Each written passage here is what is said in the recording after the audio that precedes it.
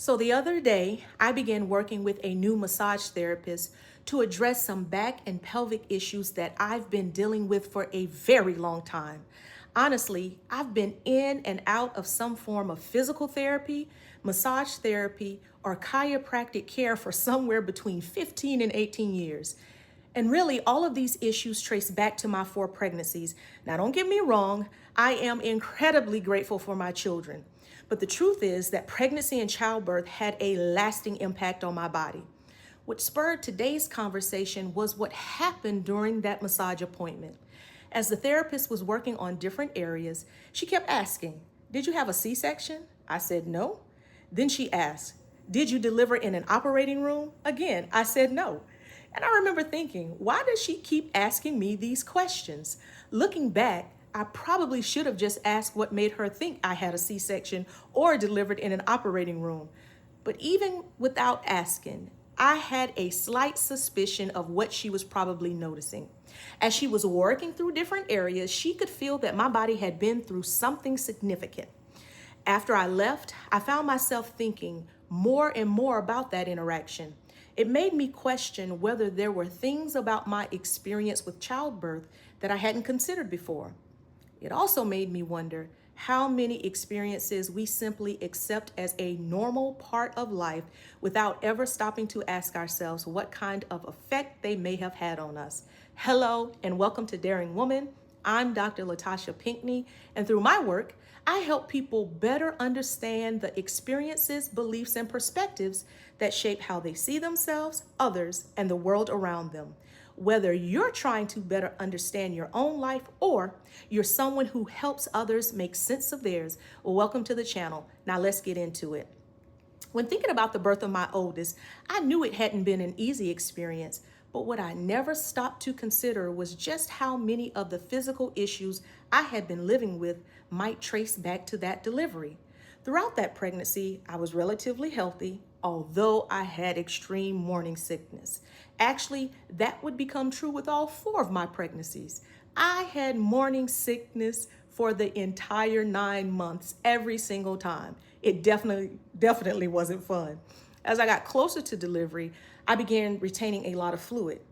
If there's one thing you should probably know about me by now, it's that I'm a researcher. I research because I want to understand what's happening. And even when I can't fully understand something, I still want to know as much as I can. Because I had been doing so much reading, I started wondering if the swelling could possibly be preeclampsia. For those who may not know, preeclampsia is a condition during pregnancy that causes dangerously high blood pressure. So I called my doctor's office and they asked me to come in. They checked my blood pressure and my urine for protein. Those are markers of preeclampsia. And at that point, I wasn't showing any signs of preeclampsia. Not long after that, I went into labor.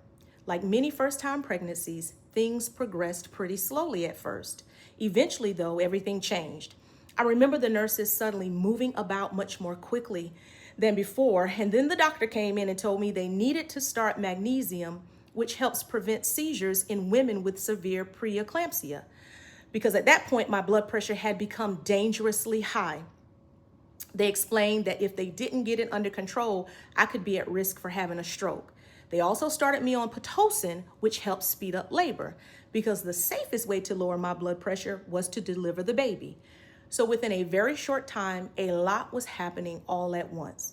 I eventually pushed for about 2 hours before they used a vacuum to assist with the delivery.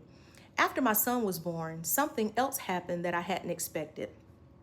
When I toured the maternity ward before giving birth, I was told that after delivery, I would move to one of the postpartum rooms with my baby. But because my blood pressure remained so high, I never left the delivery room. Looking back, while I didn't deliver in an operating room as the massage therapist suspected, I also never made it to a postpartum room. I spent the next several days in the same room where I delivered my son, just outside the nurse's station, so they could continue monitoring me. At the same time, my husband, who was in the military, had been deployed to the desert, so he wasn't there. My mom had also just undergone major surgery only days before. She had planned the timing of her surgery thinking the baby wouldn't arrive early and that she would be recovered in enough time to help me. Well, He decided to come sooner than any of us expected, and she simply wasn't physically able to be there. After my conversation with the massage therapist, I realized something. At the time, I would have never described that experience as traumatic, but it's because my understanding of trauma was incomplete. Here's the thing. I think that when we don't fully understand an experience, it's easy for us to dismiss the effect it may have had on us. And this was just really the beginning of what my body would go through, because a few years later came my second, then my third, and eventually my fourth child, with my first three pregnancies all occurring within 4 years. It wasn't until my third pregnancy that I began experiencing the back and pelvic pain that would continue for years. By my fourth pregnancy, those issues had become even worse. Frankly, I don't know if my body ever had the opportunity to fully recover before it was being asked to do something else. But that wasn't even something I considered. I expected pregnancy and childbirth to be painful, so I never thought to question whether what I was experiencing was normal. It wasn't until after my last pregnancy that I finally began trying to address those back and pelvic issues. I went through physical therapy. I had a couple of injections to help manage the pain. Eventually, I had an SI joint fusion. The SI joint is a joint located in the lower back and pelvis, hoping that this was the answer.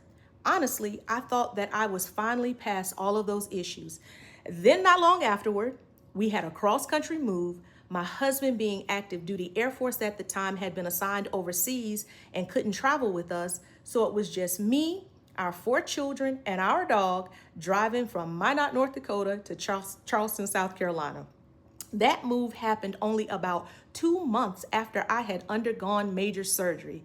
At the time, though, I don't think I fully understood what my body had just been through or how much recovery it still needed.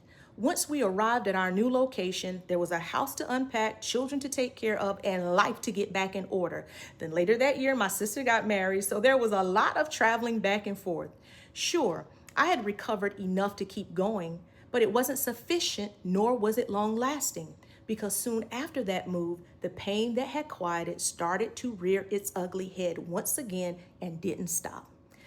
Now that I'm back in physical therapy and also working with this new massage therapist, I found myself asking how much my body has simply adapted over the years to patterns that may have helped me keep moving forward, but weren't necessarily good for me.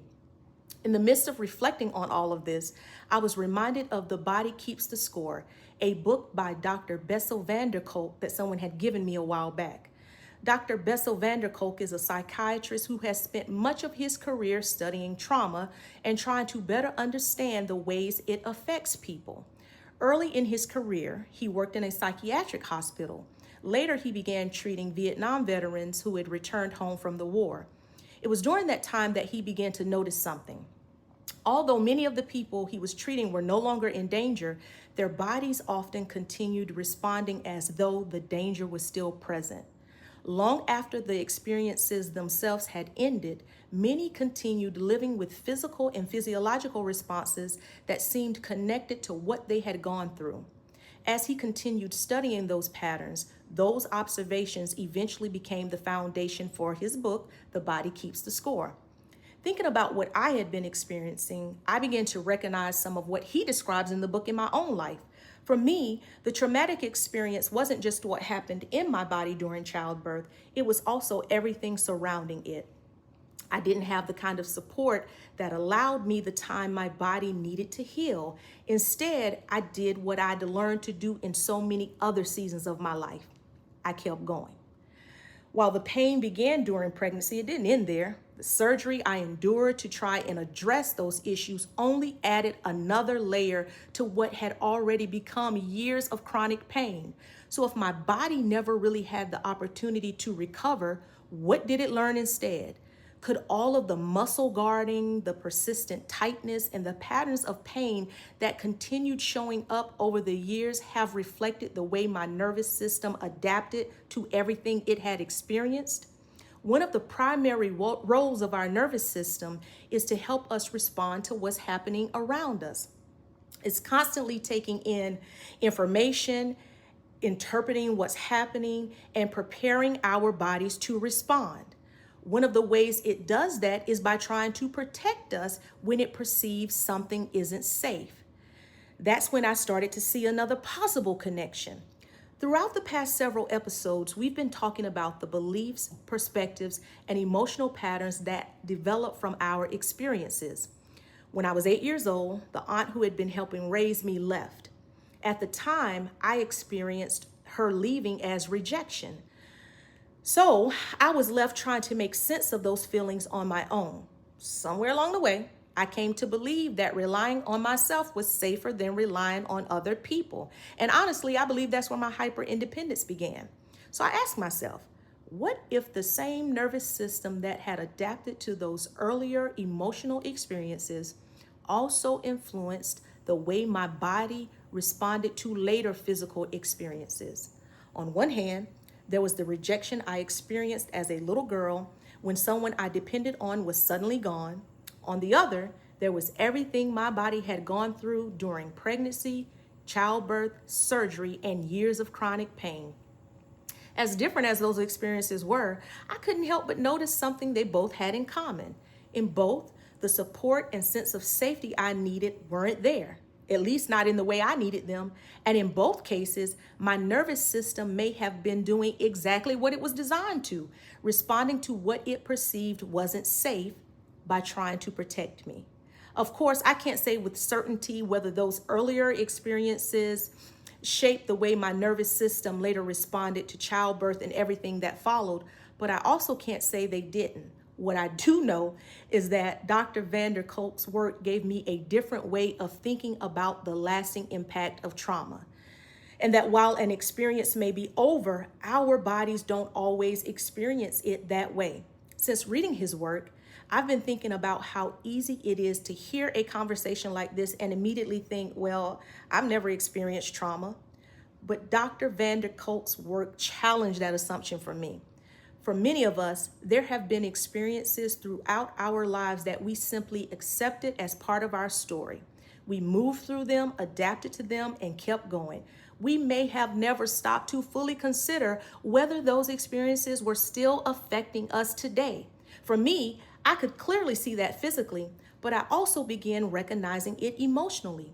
Thinking of my own experiences, it became clear to me there were ways I had been responding for years without ever considering why. Now I find myself asking how many of the ways we respond today may actually have a much longer history than we realize. I'm not suggesting that every difficult experience should be understood as trauma. What I am suggesting is that some experiences may continue to influence us long after they're over in ways we may not have fully understood. Even though I'm no longer recovering from pregnancy, my oldest is 24 and my youngest 15, that isn't where this story ends.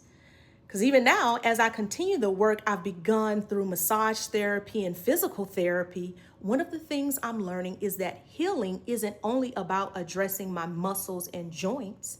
Part of that process is helping my body experience a new normal. If my nervous system adapted by staying guarded because it believed that was what was needed to protect me, then part of this journey is helping it learn that it doesn't have to respond that way anymore. I've realized that's true for me emotionally as well. I recognize that I do have people I can lean on. I don't have to carry everything by myself, and I don't have to remain guarded in the ways I once was.